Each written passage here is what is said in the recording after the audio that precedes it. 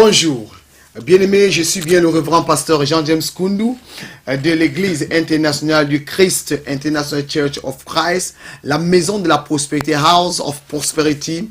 Nous sommes situés à Lewisham, à Londres, dans le Royaume-Uni. Et ce jour, je voudrais vous apporter la bonne nouvelle dans le livre de Jonas. Mais avant de commencer, bien-aimé, je voudrais que nous prions d'abord. Là où tu es assis, dans ton salon, dans ta maison, bien-aimé, ferme les yeux, nous allons prier. Éternel, mon Dieu et mon roi, Seigneur, je te rends gloire, je te bénis, je t'exalte parce que tu es Dieu. Une fois de plus, mon Dieu, mon roi, je te lève ce moment en tes mains. Et je lève, Père éternel Dieu, tous les cœurs et toutes les pensées, papa, qui sont tendues vers moi, ceux qui m'écoutent et ceux qui me regardent. Éternel, mon Dieu, mon roi, touche-les par la parole qui sortira de ma bouche, Seigneur. Transforme-les et manifeste ton autorité dans leur vie au nom du Seigneur Jésus. Mon Dieu, mon amour, je prie, Père, afin que par ta main paternelle, éternel Dieu, que tu m'accordes la sagesse, l'intelligence. Accorde-moi, Père, la simplicité, Seigneur, d'annoncer ta bonne nouvelle. Merci, mon Dieu, mon roi, parce que tu es là présent et que tu manifestes ta puissance. C'est au nom du Père, du Fils et du Saint-Esprit que nous avons prié. Quelqu'un dise Amen. Bien-aimé, ce matin, ce soir, bien-aimé, je voudrais te parler de quelqu'un dans la Bible appelé Jonas. Je voudrais que tu ouvres ta Bible dans le livre de Jonas 1 à partir du premier verset. Jonas 1, verset 1er. Je vais lire. La parole de l'Éternel fut adressée à Jonas, fils d'Amittai, en ce mot. Lève-toi, va à Ninive, la grande ville, et crie contre elle, car sa méchanceté est montée jusqu'à moi. Alors Jonas se leva pour s'enfuir à Tarsis, loin de la face de l'Éternel. Il descendit à Jaffa et trouva un navire qui allait à Tarsis. Il paya le prix du transport et s'embarqua avec les hommes pour aller à Tarsis, loin de la face de l'Éternel. Mais l'Éternel fit souffler un grand vent sur la mer, et il s'enleva sur la mer une grande tempête. Le navire menaça de se briser. Les marins eurent peur. Il implora chacun leur Dieu et lancèrent dans la mer des objets qui étaient sur le navire pour s'en alléger. Jonas descendit au fond du bateau, se coucha et s'endormit profondément. Le chef de l'équipage s'approcha de lui et lui dit, « Pourquoi dors-tu?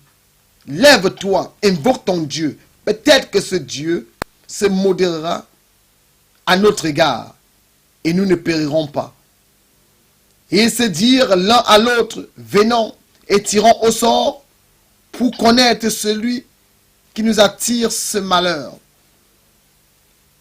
Et ils tiraient au sort et le sort tomba sur Jonas. Bien-aimé, je voudrais que tu dises, Jonas doit partir. Qu'est-ce que j'appelle ici Jonas? Cette histoire, c'est l'histoire d'un Hébreu, quelque part, et Dieu l'appelle. Dieu dit, Jonas, il faille que tu annonces mon évangile. Il faille que tu ailles annoncer mon évangile dans cette ville appelée Ninive, car sa méchanceté est montée jusqu'à moi. Et la Bible continue à dire, bien-aimé, Jonas refusa, et Jonas prit la route contraire. Il s'est dirigé vers Tarsis. Tarsis était une ville de commerce. C'était une ville où les gens, une ville portuaire, une ville de bénédiction, une ville où les gens faisaient tout ce qu'ils voulaient faire. Jonas s'est dirigé vers cette ville. Et la Bible continue à dire, Jonas descendit au port qui était juste à Jaffa. Et arrivé à Jaffa, il paya le prix, il entrait dans ce navire. Le navire devait prendre Jonas de Jaffa à Tarsis. Mais laisse-moi te dire une chose. Mais arrivé au milieu de l'eau, quelque chose s'est passé. Et la Bible continue à dire que, parce que Dieu savait que Jonas était dans ce navire, Jonas souffla un vent sur la mer. Et il y eut maintenant une grande tempête sur la mer. Et à ce que le navire devait être brisé. Et les marins se sont rendus compte qu'il y a quelque chose qui n'allait pas. Ils ont commencé à acheter leurs marchandises qu'ils étaient allés acheter à Jaffa. Ils jetaient cela dans la mer. Écoute-moi, bien-aimé. Je vais t'apporter une bonne nouvelle ce jour. Je vais te faire savoir une chose d'abord. C'est que le bateau, c'est que le navire, c'est ta vie. C'est la vie que tu mènes, c'est ta destinée. Tu vas quelque part, tu quittes d'un endroit à un autre. C'est ce que Dieu a fait pour toi.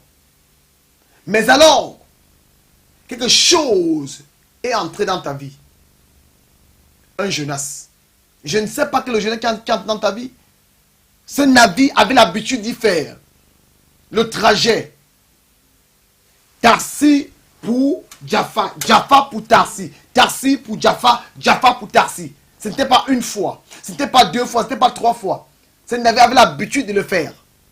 Mais bien aimé, les gens qui habitaient dans le navire, ceux qui faisaient leur commerce, ceux-là c'était les hommes d'affaires, les hommes politiques, des hommes responsables de famille, qui vivaient selon leur commerce, qui vivaient en fonction de leur commerce.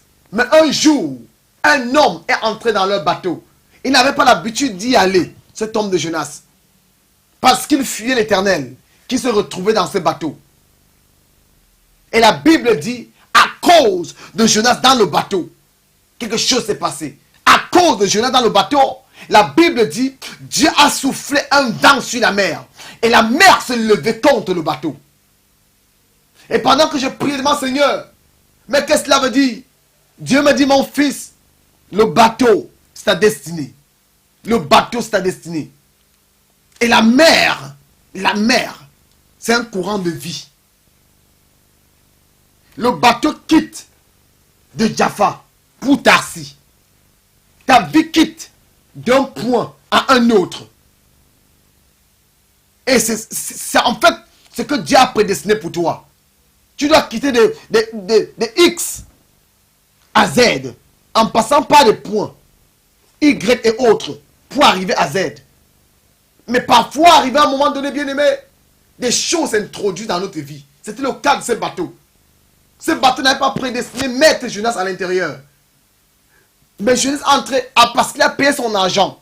Il se retrouvait dans ce bateau. Jonas n'est pas... Ces gens, écoutez-moi très bien. Je ne sais pas si quelqu'un comprend ce que je veux dire. Ces hommes, tu vas me dire, pasteur, mais pourquoi ces hommes ont laissé Jonas entrer dans le bateau? Écoute-moi très bien. Ce n'est pas une erreur de ces hommes. Jonas a payé l'entrée. Écoute la question qu'il pose à Jonas. Il dit à Jonas, qui es-tu? Quelles sont tes affaires? Ça veut dire quelque part qu'ils ont détecté ce Jonas en fait qui était l'homme de problème. Et ils croyaient que Jonas était aussi un homme d'affaires. Ils ont pris Jonas comme les leurs. Ils ont dit, voilà notre frère commerçant. Pourquoi ne pas le prendre? Ils posent à Jonas, quelles sont tes affaires? Qu'est-ce que tu fais? Pourquoi te retrouves dans ce bateau? Parfois, bien aimé, on se retrouve dans des problèmes dans la vie. Dieu nous a demandé de quitter d'un endroit à un autre. Mais alors, on s'est combiné à une femme. On s'est combiné à un homme. Souviens-toi de cet homme qu'on appelle Abraham. Dieu appelle Abraham, il dit Abraham, Abraham, je t'appelle. Quitte ton pays, quitte ta nation, quitte le pays, quitte la maison de ton père. Et la Bible dit qu'Abraham a quitté son pays, il a quitté sa nation, mais Abraham n'a pas quitté la maison de son père. Mais Abraham croyait qu'il a quitté la maison de son père. Abraham a gardé avec lui son neveu qui était Lot. Mais jusqu'à ce que Abraham s'est séparé de Lot, que Dieu a pu bénir Abraham. Parfois dans la vie, bien-aimée, on se lève, on prend des personnes qu'on introduit dans notre vie. Et ces personnes sont des personnes, des pierres d'achoppement de notre vie. Tu es dans un ministère, tu es pasteur maintenant, tu m'écoutes. Tu as pris quelqu'un pour être ton assistant. Tu as pris une personne pour mettre auprès de toi. Et tu ne sais pas que cet homme est Osas. La Bible dit, c'est lorsque Osas est mort que quelqu'un a pu écouter la parole de l'Éternel. Il y a des gens bien-aimés, Lorsqu'ils sont dans votre vie, vous ne pouvez jamais écouter la voix de Dieu. Lorsqu'ils sont dans votre vie, vous ne pouvez jamais voir la voix qui vous amène vers la bénédiction.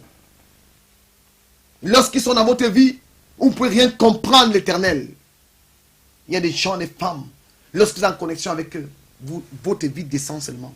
Elle est venue vous trouver, vous étiez là. Et lorsque vous rentrez en contact avec elle, la vie commence à descendre. Même les hommes.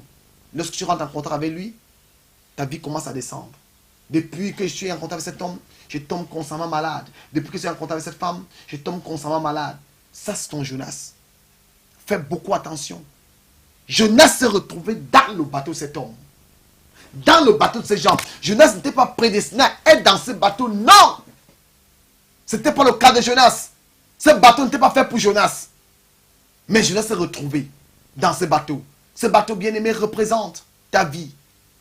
Et la mer représente ton courant de vie. Regarde-moi ça. Ce bateau représente, tu vas encore en d'autres termes, ta destinée. Et la mer représente le courant de vie. Ta destinée marche dans la vie. Et à un moment donné, tu ressens comme si il y a eu un bousculade total dans ta vie. Tu ne sais pas, tu ne sais où aller. Ta vie est bousculée. Tu vas à la gauche, c'est difficile. Tu vas à la droite, c'est difficile. Tu vas avancer, c'est difficile. Tu vas en arrière, c'est difficile. Je te pose la question. L'an passé, j'avais telle somme dans mon compte. Mais cette année, je n'ai plus rien. Mais qu'est-ce qui ne va pas? Mais je souffre, pourquoi? Mais laisse-moi te dire une chose, bien-aimé. Jonas doit partir. Parce que tant que je suis dans ton bateau, tu ne pourras jamais avoir la paix. Et la Bible continue à dire, il a fallu qu'on prenne Jonas et qu'on le jette hors du bateau pour recevoir la paix dans ce bateau. Et j'ai demandé, Seigneur, que veut dire Jonas? Dieu m'a dit, mon fils, Jonas représente la colère. Et Dieu m'a dit, est-ce que tu sais que un leader ne doit pas être coléreux? Un leader ne doit pas être coléreux. Un leader. Un leader n'a pas le droit d'être coléreux. Et j'ai commencé à réfléchir. Il m'a dit, regarde cet homme de Moïse. Moïse était coléreux. Et moi, Dieu, j'ai pris Moïse. À 40 ans qu'il était, ce pharaon. Je l'ai amené en haut désert pendant 40 autres années. Afin qu'il puisse changer, que la colère quitte de lui. Par la colère, Moïse ne pouvait jamais diriger le peuple. Vous avez vu vous-même. Moïse, la Bible dit, il a tué un Égyptien à cause de la colère.